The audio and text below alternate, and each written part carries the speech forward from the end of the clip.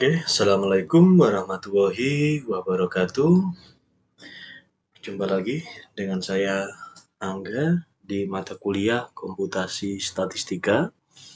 Kali ini kita akan coba belajar untuk analisis regresi.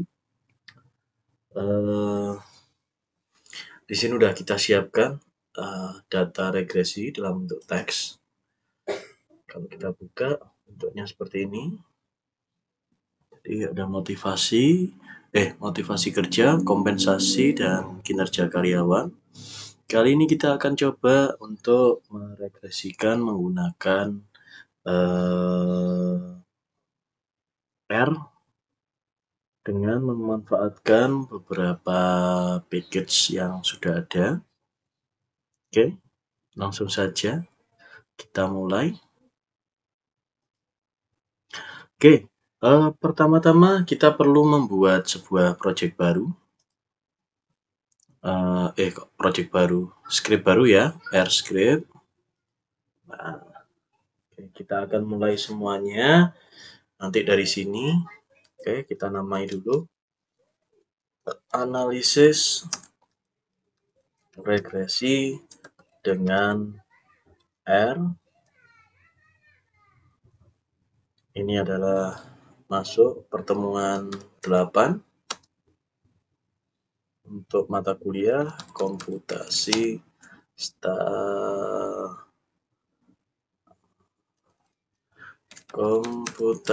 statistika pertemuan 8. Oke. Yang pertama kita perlu load data. Caranya misalnya kita namai data kita dengan data. Kemudian untuk membacanya di project yang sudah kita buat di sini dalam satu folder ya. Kita bisa menggunakan read.delym. Itu namanya data regresi.txt. Kita Ctrl Enter. Apa yang error? Cannot open connection. RT. Cannot open file data regresi txt. No show file on directory. Oke. Ini sepertinya salah. 01 titik. Ada spasinya. Kita ulang. Ctrl Enter. Oke. Datanya sudah keload. Seperti ini bentuknya. Ada motivasi kerja, jadi spasinya akan berubah menjadi titik kalau di R. Terus ada kompensasi dan kinerja karyawan. Oke. Nah, selanjutnya untuk meregresikan regresinya itu kita sudah nggak perlu memakai package baru, jadi bawaannya R di awal itu sudah bisa digunakan untuk menganalisis regresi. Misalnya hasil regresinya kita kemas dalam model. Nah, perintah yang kita lakukan untuk meregresikan data di atas adalah dengan menggunakan LM, linear model. Oke. Nah, kita ingin meregresikan tadi apa ya? Kinerja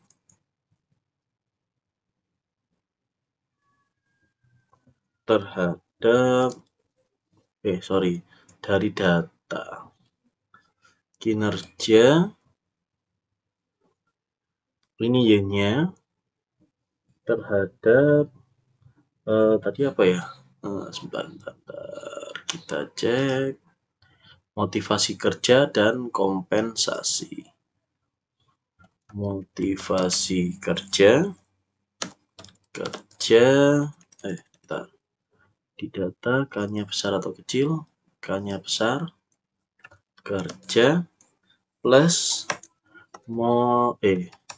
kompensasi. Oke.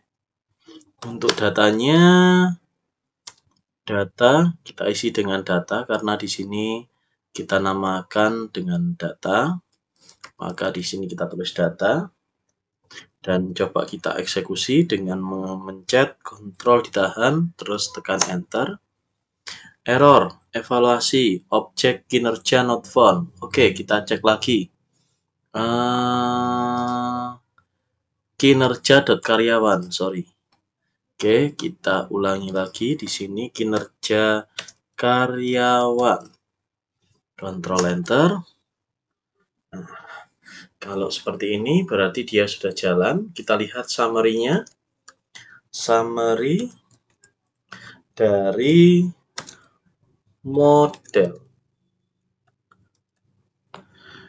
Oke. Ctrl Enter.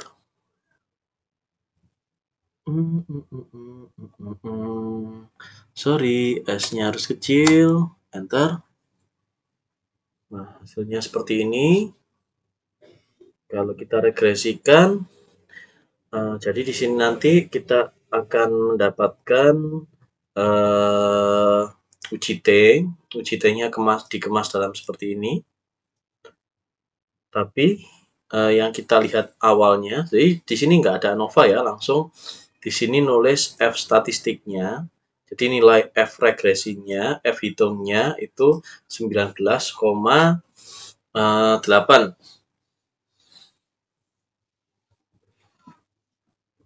Kemudian derajat bebas 1 sebesar 2 atau derajat bebas regresi ini. Terus derajat bebas galat sebesar 7. Kemudian nilai F hitung ini itu sudah di-convert menjadi sebuah p-value. Jadi kita nggak perlu lagi repot-repot membandingkan dengan F tabel. Nah, dari p-value kita dapat mengetahui bahwa nilainya adalah signifikan, yang berarti bisa jadi keduanya berpengaruh signifikan terhadap kinerja karyawan, bisa jadi motivasi saja yang berpengaruh signifikan terhadap karyawan, atau bisa jadi kompensasi yang berpengaruh signifikan terhadap karyawan. Untuk itu kita bisa lanjut pemeriksaan di UJT yang ini. Nah, di UJT bagian ini kita bisa melihat dari nilai p-value-nya juga. Nah, di sini ada PR, ini adalah p-value. Jadi kalau kita lihat dari segi motivasi kerja, ternyata p-value-nya 0,000973. Wah, bintang 3. Yang artinya dia sampun signifikan. Kalau kita menggunakan alfa 0,05, maka dia sudah signifikan. Terus untuk kompensasi, dia juga signifikan di taraf 0,05. Berarti kita dapat menyimpulkan bahwa motivasi kerja dan kompensasi berpengaruh signifikan terhadap kinerja karyawan. Oke. Untuk melihat pengaruhnya positif atau negatif, kita lihat dari nilai estimasi.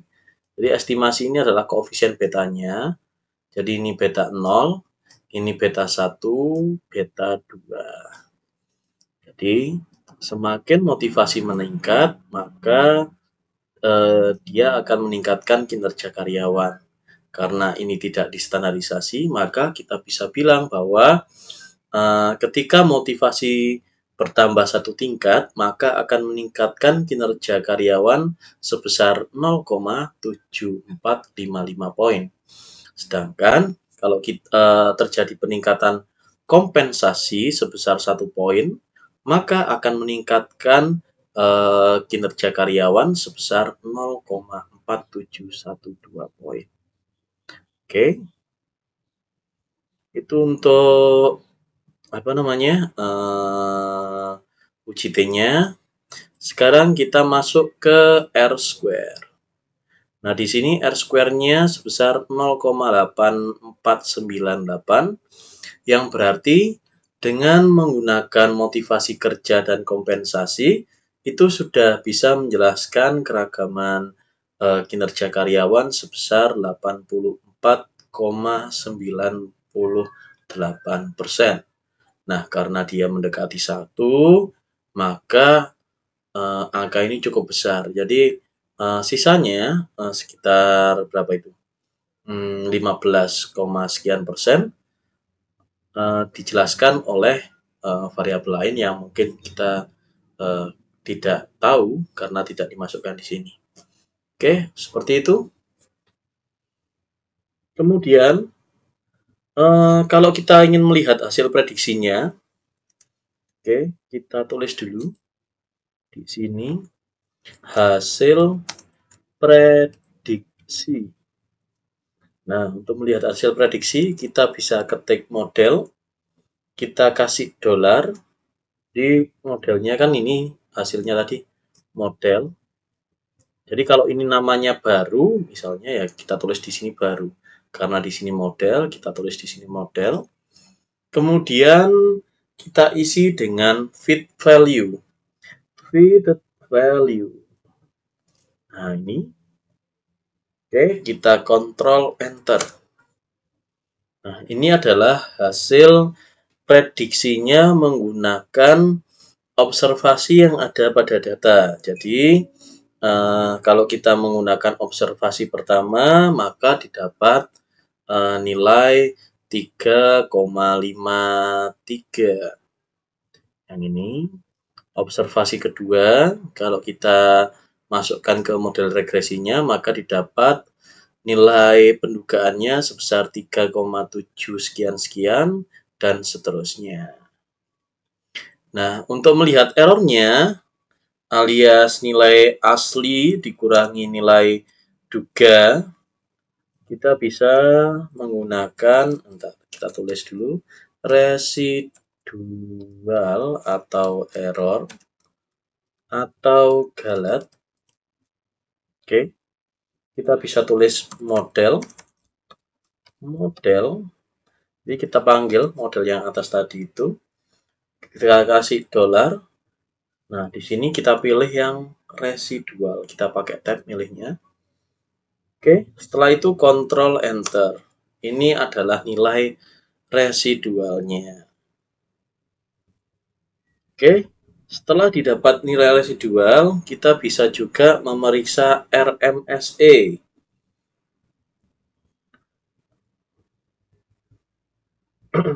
Jadi sebuah pengukuran akurasi RMSE, root mean square error. Nah, caranya nilai residual tadi kita kuadratkan, habis itu kita rata-rata, setelah itu kita akarkan agar nilainya kembali karena tadi dikuadratkan. Oke, langsung saja kita coba model dolar residual. Nah, nilai ini kita kuadratkan seperti ini. Kita kasih dalam kurung.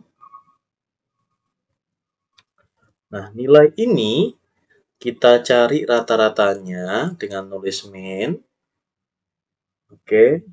Selanjutnya kita kasih SQRT untuk mengembalikan lagi karena tadi ini dipangkat, jadi nanti hasilnya dikembalikan lagi di akar. Oke, kita tekan Ctrl Enter. Nah, hasilnya adalah 0,50878802. Semakin RMSE itu mendekati 0, maka akurasinya akan semakin baik. Oke, jadi saranku ya cari yang hasilnya nilai misalnya kita mau memodelkan, entah itu model, kalau di sini kan model yang dasar yaitu linier, nanti barangkali bisa ada kuadratik atau apa. Nah, Nanti kalau ingin membandingkan, ya kita cari yang nilai RMSI-nya paling rendah. Nah, ini cuma jaga-jaga aja buat bandingkan dengan model lain. Misalnya kita pakai model non-linear misalnya. Oke, dalam regresi kita juga mengenal asumsi. Asumsi regresi ada banyak sih. Jadi kita coba satu-satu. Oke, yang pertama asumsi kita pakai apa dulu ya? Oke, mungkin ini agak kurang kalian kenal, tapi ini penting sebenarnya. Asumsi bahwa rata-rata residual adalah mendekati 0. Nah, caranya gimana? Ya, kita tinggal rata-rata aja dari residualnya. Min model dolar residual. Kontrol Enter. Nah, kalau nilainya ini mendekati 0, maka asumsi residual mendekati 0 sudah terpenuhi. Tapi kalau enggak, berarti belum terpenuhi. Kenapa sih kok rata-rata residual harus 0?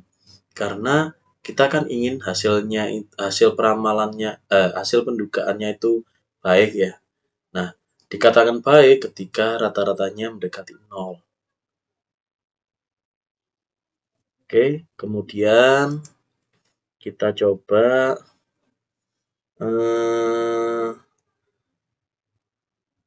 asumsi yang kedua, yaitu asumsi non-heterogedastisitas. Asumsi non-heterogedastisitas. Nah, untuk asumsi non-heterogedastisitas ada banyak sih. Cara yang pertama, kita bisa memplotkan modelnya. Kita coba plot dalam kurung model. Kita Ctrl Enter. Hit to see next plot. Kita lihat.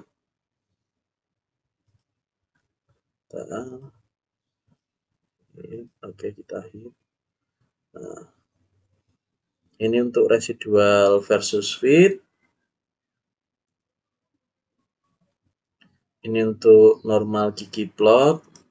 Ini untuk scale location. Ini untuk residual versus leverage. Oke. Nah, yang kita lihat yang mana? Di sini kita fokus pada yang pertama. Residual versus fitted value. Dan di sini kita fokus pada titik-titiknya.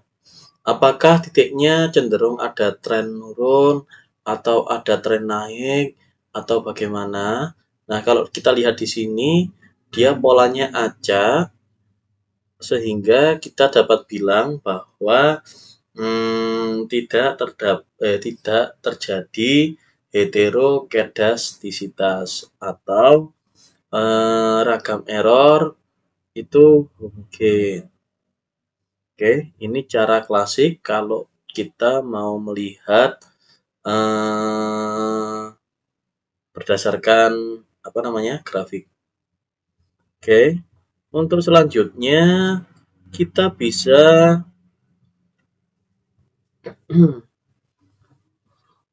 mengabsolutkan. Kita menggunakan uji Glatzer. Kita absolutkan residualnya. Jadi misalnya ABS res, kita namakan itu sama dengan ABS.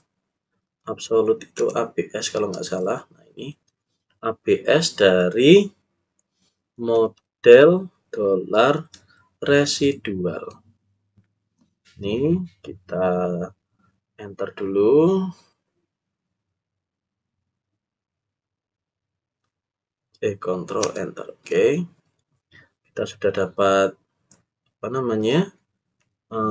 APS residual. Setelah itu kita lakukan regresi, tapi Y-nya kita ganti APS residual. Jadi kita gunakan, kita namakan Gletser sama dengan LM.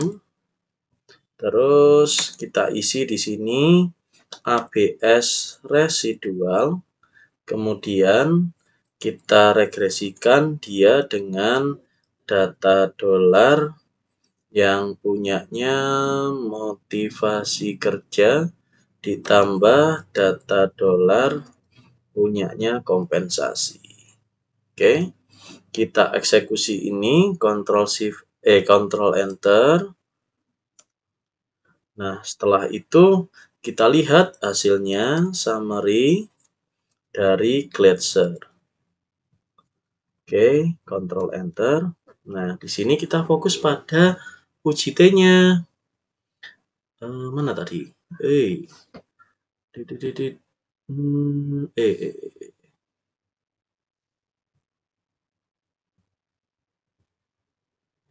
Kita fokus pada uji T-nya. Oke. Nah, ini kita fokus pada p-value dari dua ini, data motivasi kerja dan data kompensasi.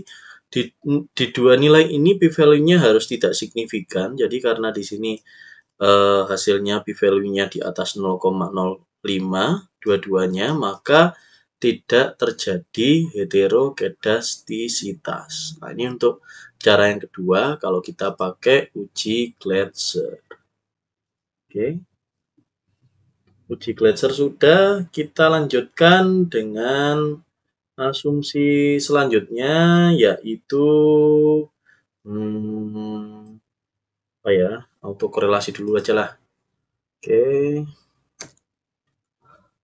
Asumsi non autokorelasi. Nah, kalau di R enaknya nanti kalau kita pakai Minitab, Durbin Watson-nya kan keluar nilai Durbin Watson. Jadi kita harus membandingkan banyak hal nanti. Nah, enaknya kalau di R nanti keluarnya adalah p-value. Kita coba ya.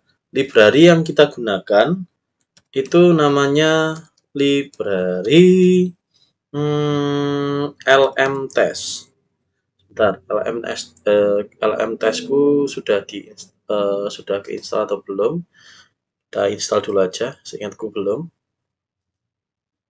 LM test. Nah, ini kita install dulu LM testnya. Install package. Tunggu hasilnya. Kalau sudah, kita jalankan library LM test. Oke. Kalau sudah jalan seperti ini, kita bisa tulis dw test, Durbin Watson test ya. Dalam kurung kita panggil yang model, jadi yang punyanya regresi. Bukan yang ini ya, tapi yang atas. Oke. Kita lihat hasilnya. Durbin Watson testnya ternyata p-value-nya 0,826. Artinya apa? Nah, alternatif hipotesis, jadi H1-nya itu true autocorrelation is greater than 0. Jadi benar-benar terjadi autokorelasi H1-nya. Karena di sini p-value-nya lebih dari 0,05, kita menerima H0 yang artinya tidak terjadi autokorelasi seperti itu. Oke, ini cara yang pertama. Jadi kalau selama ini yang kita tahu kan ini nih pakai Durbin Watson test. Nah, sekarang cara yang kedua kita pakai Lawstat. Kita coba library Lawstat. Kita install dulu ya sebelum kita eksekusi itu. Kita panggil Lawstat. Oke. Tunggu prosesnya.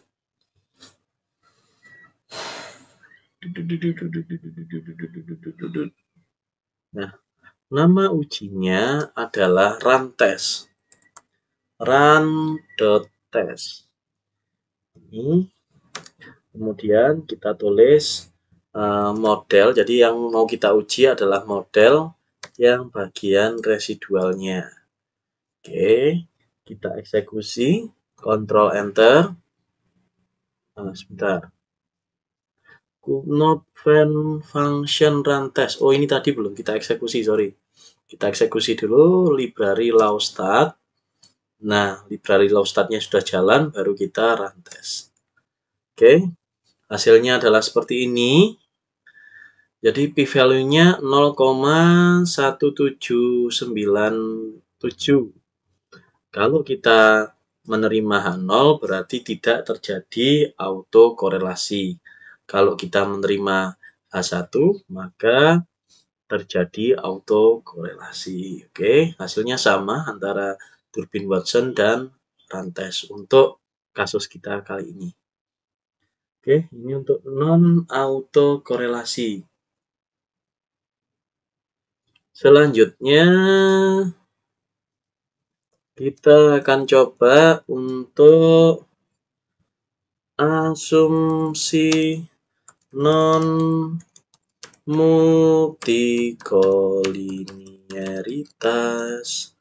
Nah, ini kalau kalian ingat di StatMat atau ketika kalian running Minitab pada regresi pasti mengeluarkan nilai VIF. Nah, untuk mengeluarkan nilai VIF di R ini kita perlu memanggil library namanya car. Biasanya sih sudah ada bawaannya, kita coba eksekusi. Nah, kan sudah ada. Nah, setelah ini kalau kita sudah punya car, kita panggil aja langsung VIF dari model. Nah, kita eksekusi, Ctrl Enter. Nah, di sini dia akan mengeluarkan nilai VIF dari masing-masing variabel bebasnya. VIF motivasi karena di sini ada dua. Ini kalau kalau kita memakai dua variabel bebas ya, pasti nilai VIF-nya sama. Oke, ini khusus untuk yang dua variabel bebas. Kalau tiga beda lagi. Oke, ini khusus untuk yang dua pasti nilainya sama. Entah itu berapapun, misalnya 2, pasti kalau 2, satunya 2, satunya lagi juga 2. Nah, di sini satunya 1,005, satunya lagi juga 1,005.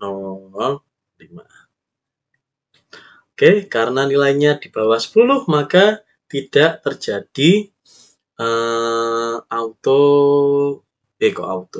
tidak terjadi multikoliniaritas. Oke, asumsi berikutnya. Nah, ini kita bahas nggak cuma yang biasanya.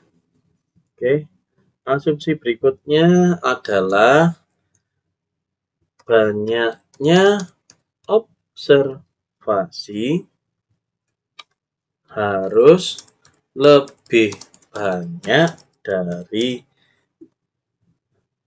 harus lebih besar aja biar tadi ada banyak.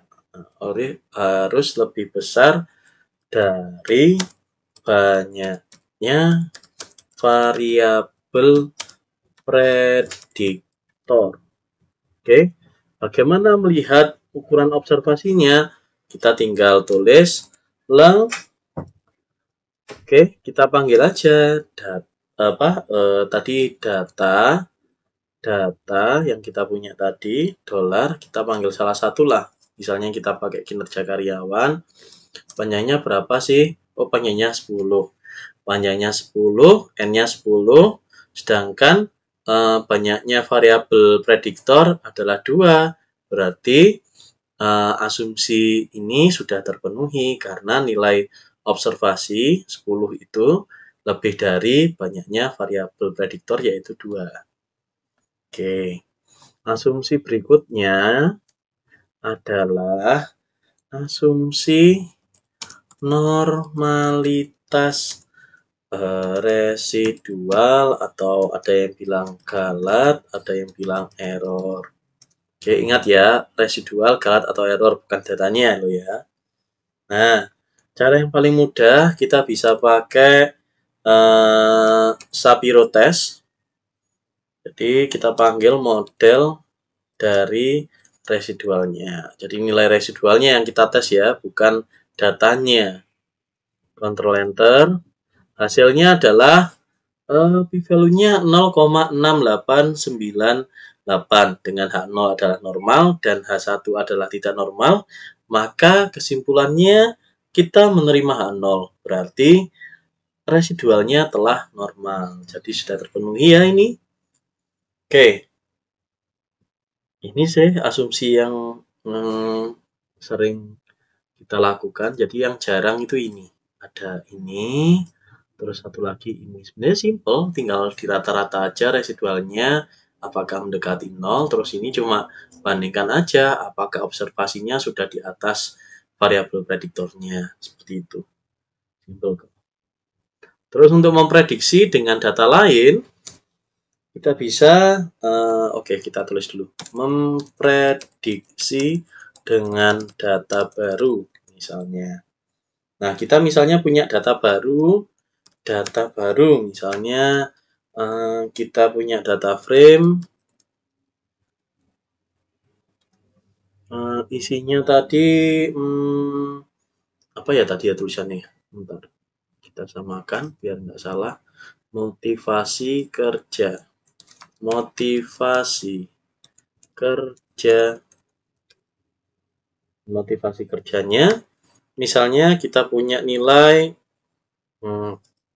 berapa ya yang nggak ada, 4,5 lah, kita coba 4, ada ya tadi ya 4,5 ya, 4,5 ada, 4,7 lah. Oke, kita karang aja, misalnya kita punya 4,7, terus misalnya kita punya kompensasi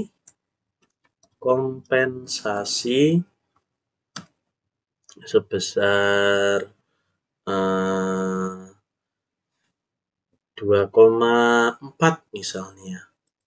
Oke, di sini 2,4 kan nggak ada ya. Oke. Terus kita coba eksekusi. Ctrl Enter. Nah, terus kita tulis predict seperti ini. Kita panggil model hasil regresi yang pertama tadi, ini model, terus koma, kita isi dengan data baru. Oke, selanjutnya Ctrl Enter. Nah, sebentar, data baru not found. Oh, ini tadi belum kita eksekusi ya, kita eksekusi dulu data barunya. Sebentar, apa ini yang membuat error? Kompensasi. Nah, ini seharusnya pakai sama dengan, kita eksekusi dulu, data baru sudah, terus kita prediksi. Nah, prediksinya adalah 3,55. Jadi kalau kita punya motivasi kerja sebesar 4,7 dan kompensasi sebesar 2,4, maka hasil prediksi kita menggunakan model regresi yang telah kita buat adalah sebesar 3,55 untuk kinerja karyawan. Seperti itu. Oke, inti dari regresi seperti itu sih penggunaannya. Oke, silahkan dicoba. Terima kasih. Assalamualaikum warahmatullahi wabarakatuh.